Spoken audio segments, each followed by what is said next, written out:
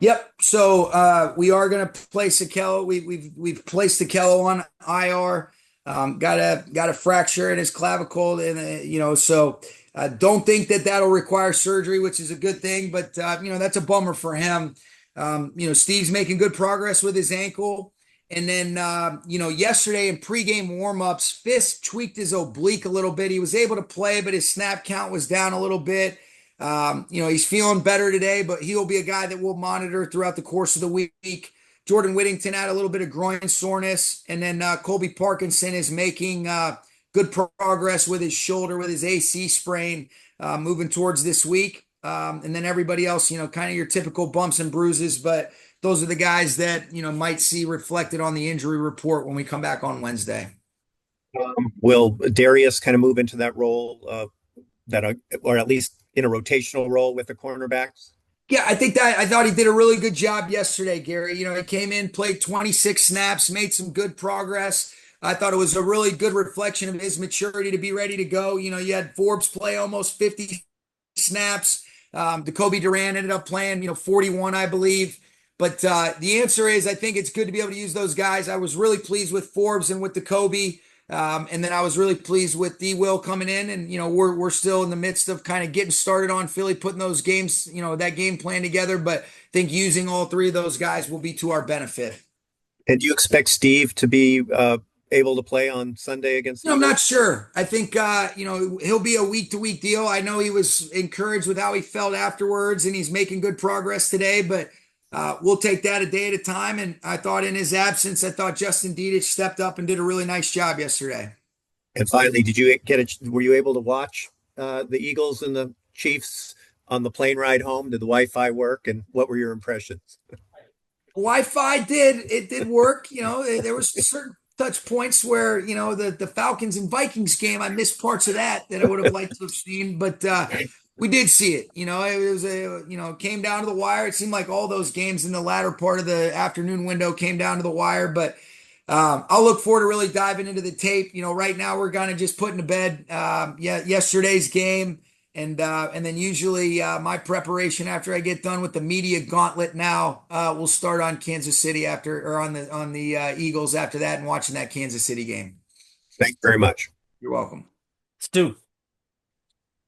On with Akello's injury, is that something that you guys feel like you have the talent either on the roster already or the practice squad in terms of addressing that absence, however long it may be, or will you explore avenues as far as like trading for or potentially signing somebody to fill that void? Yeah, no, we've got a bunch of guys that we're confident in, but we will have a plan that we're working through that you'll see. We'll bring somebody in, and that'll be good.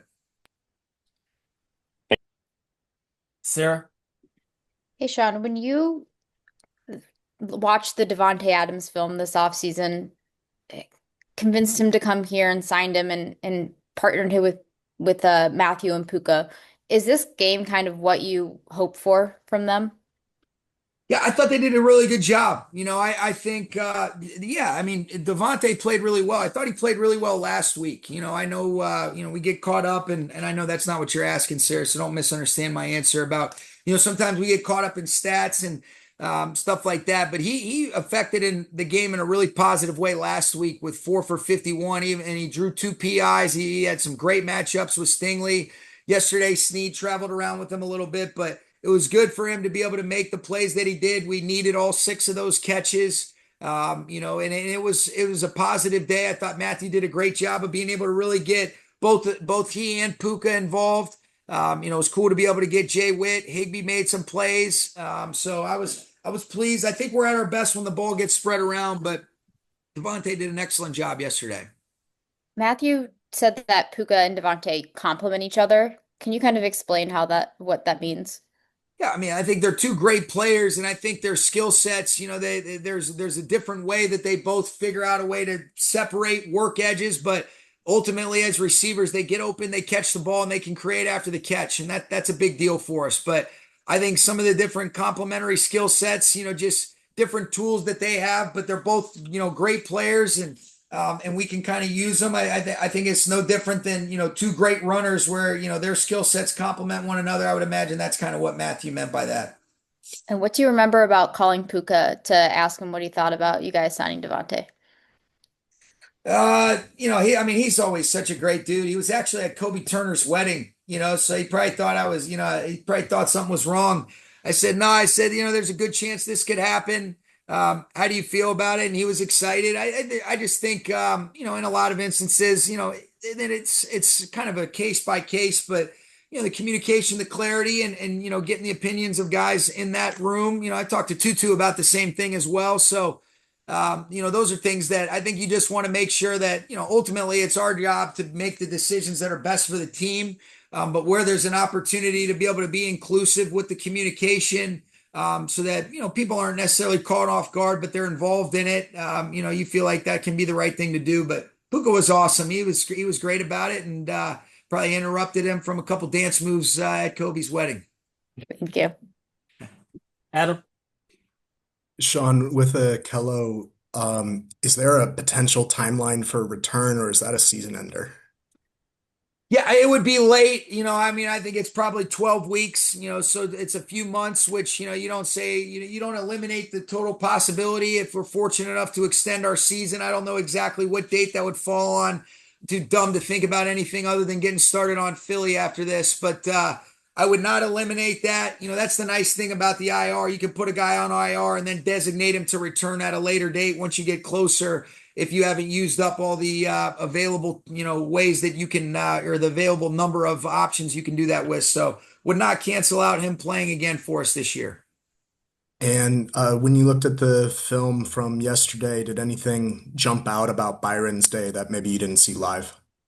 A lot of it you felt live. I think just the relentless pursuit, the energy, the ability to be able to make a bunch of different plays in both phases. You guys have heard me talk about it. I think there's certain guys on game day, you feel them. I felt him all day. I felt the way that he was able to pursue, to force the ball out of Ward's hands a couple times when he's scrambling. His ability to relentlessly play through the echo of the whistle, which was reflected on his sack fumble. His production in the run game to be able to win on some two-man games when I thought he was excellent, and the film just confirmed that. And there's been a clip going around today just where the Eagles look like they're jumping on the tush push. Is that something, when you see something like that, what kind of conversations, if any, do you have preemptively with officials on game day? Yeah, I mean, anytime that you see certain things, you have conversations with the league office to just make sure you're understanding how's it officiated, how can we coach it. I did see some of those things last night, and that'll obviously be a big talking point because they're such a damn good team and it's such a successful play for them. So those are conversations with the league office, but I'm sure they'll have the same ones, and operate within the confines of not getting a little bit of a rolling start before the ball is snapped. Thank you. You got it. Wyatt? Hey, Sean. Back to Byron. Yesterday you said that you feel like he's taken his game to the next level. What do you think he's worked on or improved in his game to be able to do that? I think it's just a consistent approach every single day. Continuing to still realize what are the elite things I can bring to the table. How am I doing my role within the framework of each call? That Coach Shule and the defensive coaches activate on a snap by snap basis. But think, as you gain experience, when you approach things the right way, that repetition can be the mother of learning. He's seen more things. He's played a ton of snaps, going into his third year. He's really made a tremendous impact. He's so coachable, and he's got a relentless motor. And I think he's adding some things where he's playing with great hands, great violence. He's understanding how to be able to anticipate getting off on the count to work edges on people. So I think he's just sharpening all of his tools, and then he's using the experience that he's acquired over the last few years to apply it in the right types of situations that arise throughout the course of a game. It's fun to see him just play the way that he's capable of, and in a lot of instances, sometimes things come to you when you do that. Thank you. You're welcome. Brock, and then we'll wrap up with Nate. I apologize, my camera's not working. Oh, you're good, Brock. Where are you with Terrence Ferguson's development plan, and what does that future look like for you? We'll see. I thought it was a hell of a play that he made, on the blocked extra point to be able to go track that thing down, like I mentioned to you guys post game. He's done a really good job, and I think it's a case by case thing. He ended up playing on third downs a lot of the time yesterday. Ball didn't necessarily find him, but he did it. He did a good job, and so I think it'll only be an incremental build. I was really pleased with Tyler Higbee yesterday. Davis Allen just continues to find the end zone, and so those guys did a nice job. And then with what Terrence had, I think he's only going to be a guy that's going to continue to improve, and we want to continue to find ways to get him involved. What does that look like? It's hard for me to say until we really get a game plan together this week. When it comes to the running back usage, obviously flow of the game dictates it. Is there any things in particular that impact the snap counts for Blake Corum and Kyron Williams? Yeah, I mean, we have certain substitution patterns. I think the best way to be able to be consistent with it is you're able to sustain drives. I think what you're looking for is something around a 65-35, ratio for those guys. I think you want Kyron playing about 2/3 of the time and Blake playing the other third. And so different things come up. There's certain things that you want, Kyron on, but I think Blake has done an excellent job. I think Kyron will be at his best throughout the course of a season. And I think our job is to be able to figure out how to take advantage of two, really damn good football players in that running back room. And I thought Ron did a nice job with the rotation yesterday. How has your approach to these back-to-back cross-country trips evolved over your career as head coach? It really, it's another game, and I love kicking off at 10 a.m. in our heads. You don't have time to overthink stuff. You got to line, you get up early, you get a little caffeine in you, some sun on your face, and let's roll out the ball and let's go play the best we can. We try not to make it a bigger deal than what it is. I think, what I did learn during COVID, Brock, is that when we were forced to travel just the day before, guys like staying in their rhythm and routine, sleeping in their own beds, getting their body work or whatever it is that their Friday rhythm and routine is. And so another long flight, but another opportunity for us to get up and try to go play well in the 3-hour window that we're allotted. And it's an excellent, excellent challenge. It's going to be a great atmosphere and environment, but I think there can be a lot made about when you are and when you aren't. And it's really, the team that plays the best in that 3-hour window of time goes and gets the result they want. Thank you. You're welcome. Wrap up with you, Nate.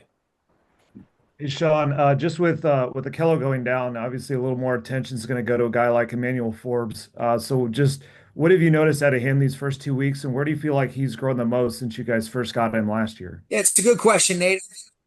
What you realize is this guy's grown physically, mentally. You're seeing him mature as a human being. And I think what's cool is he's added some weight without losing the athleticism, the movement. He's got really, I mean, you see why he had all the production he did in his college career. He's got a great concept trigger, got great ball skills. I think there's different opportunities that he can play where he's direct vision on the receiver, or he's being able to play visual on the quarterback with some different things that we do coverage wise. So I think just getting more and more comfortable with the ability to understand the intent of the calls, the different coverage contours, where some of his play ops are, what plays is he responsible for making, and then what are other ones where you say, hey, man, that's an unbelievable job, but get back in the huddle and play the next snap. He's just maturing. He's growing. I think he's earned the right to have a lot more confidence, and I just love the rapport that he has with his teammates, and it's really cool to see the relationship that he and Aubrey are developing, a lot of trust that's allowed him to continue to grow, and him, along with, I think, Jacoby Durant, I could say a lot of the same for. He's playing really good football for us. And I thought it was cool for Darius to step in and play the quality snaps that he did when Akello went out, like I mentioned earlier. And lastly, Emmanuel just has talked about how much belief you guys have kind of shown him since you got him last year and how he kind of needed that. I know a lot of the job is obviously coaching these guys hard, but I guess just how important is it to you to sometimes, be able to do that with a player who kind of needs, whether it's a fresh start or a new opportunity to kind of, remind him of why he's in this league and why he's here? Yeah, I think it can be authentic. For the most powerful words you can tell somebody are, I believe in you. But it's got to be authentic, and it's got to be earned, and it's got to be, you got to feel like people are in it with you. I think Aubrey and Mike Harris and Chris Beek and Chris Shula, all of our coaches, I think they do a great job of that. And I've had some great mentors. I got great coaches on this staff that I look up to, players, but the power of belief is a real thing when it's authentic, and that's what we try to instill to bring out the best in people. And it's cool to hear him say that because you've seen tangible evidence of the improvement and what it can do for what he's capable of. And that's our job, is to bring out the best in these guys, number one, as people, and number two, as players.